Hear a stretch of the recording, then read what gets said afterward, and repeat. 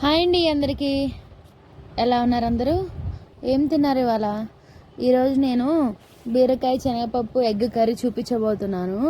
చాలా టేస్టీగా ఉంటుందన్నమాట. ఒక్కసారి ట్రై చేయండి, మీరు మళ్ళీ మళ్ళీ చేసుకొని తింటారు.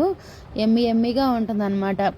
ఒక్కసారి ట్రై చేయండి. ఎందుకంటే మనం రెగ్యులర్గా బీరకాయ పప్పు, లేదంటే బీరకాయ పచ్చడి, లేదంటే బీరకాయ నార్మల్గా ఇగురులాగా వండుకుంటాం కదా. ఇది కూడా ఒకసారి ట్రై చేయండి, చాలా బాగుంటుంది. పిల్లలు కూడా ఇష్టంగా తింటారు, ఎగ్గేస్తాము కదా అందుకని.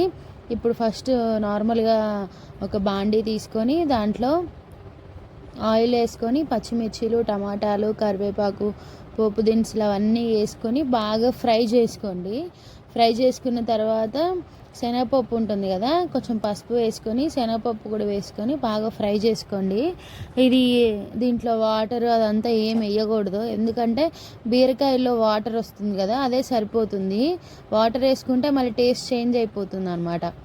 సో వాటర్ వేసుకోకండి. అల్లం వెల్లుల్లి పేస్ట్ ఒక్కటి సరిపోతుంది. అల్లం వెల్లుల్లి పేస్ట్ నేను దంచి పెట్టుకున్నాను. అల్లం వెల్లుల్లి పేస్ట్ వేసుకున్నాను. అది అయిపోయిన తర్వాత ఇప్పుడు ఈ శనగపప్పు వేసుకొని ఫ్రై అయిన తర్వాత మనము బీరకాయలు వేసుకోవాలి. నేను ఏ రోజు ఆ రోజు అల్లం వెల్లుల్లి ఫ్రెష్గా వేసుకుంటాను, టేస్ట్ బాగుంటుందని. మీరు కూడా అలాగే ట్రై చేయండి. మనం ఏదో పని ఉంటుందని కుదరదని స్టోర్ చేసి పెట్టుకుంటాము, కానీ అదంత టేస్ట్ కూడా ఉండదు, హెల్త్కి కూడా మంచిది కాదు. వీలైతే కనీసం 1 వీక్ ఒకసారైనా చేసుకోవడానికి ట్రై చేయండి. బీరకాయలన్నీ వేసుకున్నాం కదా, వేసుకొని అవి మగ్గేంత వరకు మనము చూసుకోవాలన్నమాట. అవి లేత బీరకాయలు కాబట్టి తొందరగా మగ్గిపోతాయి. మనం కాసేపు మూత పెట్టి ఉంచుకున్నామంటే వాటర్ కూడా వస్తుంది దాంట్లో.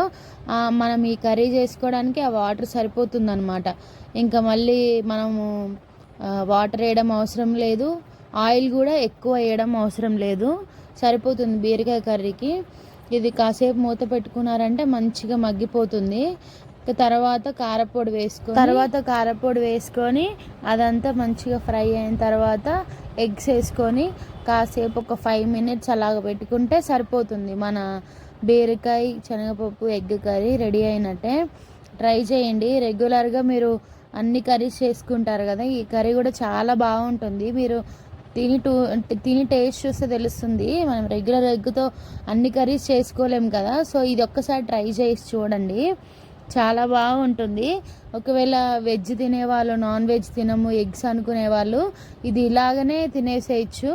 ఇంకా దాంట్లో ఇప్పుడు కారం వేసుకొని కాసేపు అయిన తర్వాత పాలు పోసుకొని దించుకున్నారనుకోండి, బీరకాయ పాలు కూడా చాలా కమ్మగా ఉంటుంది. అది కూడా ఒకసారి చేసి చూపిస్తాను మీకు.